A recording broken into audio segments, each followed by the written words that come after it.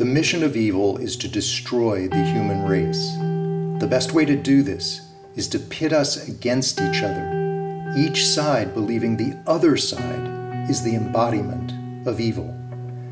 Today you can feel this happening in every area of life, politically, socioeconomically, racially, ideologically. In every area, we no longer view the people we disagree with as created in the image of God, as springing from the same source as we have. This fragmentation of the human race was nowhere more beautifully expressed in a poem called The Second Coming by William Butler Yeats, the early 20th century Irish poet. The first time I read this poem, it was such a haunting, visceral experience.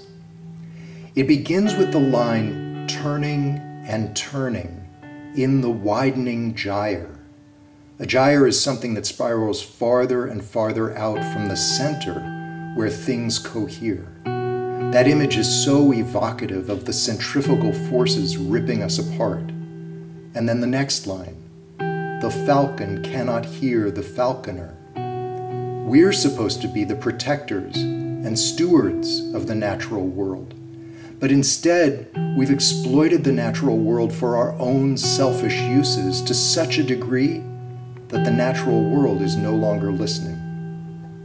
And then the next line, things fall apart, the center cannot hold. Yeats is saying that we're being pulled apart by forces he considered evil. Listen to his depiction of evil and imagine it in your mind's eye.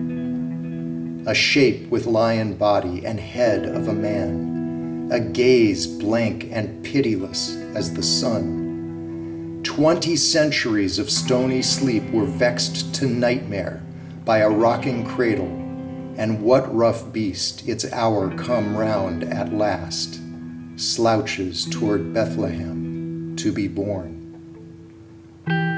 You will see this beast staring out at you from behind more and more people's eyes. And the real test will be, how do you respond? Do you become a monster yourself? The famous 19th century philosopher Friedrich Nietzsche warned us, he who fights with monsters should be careful lest he becomes a monster. Each of us will have to face evil in our own lives, and we must learn to respond to evil without becoming evil.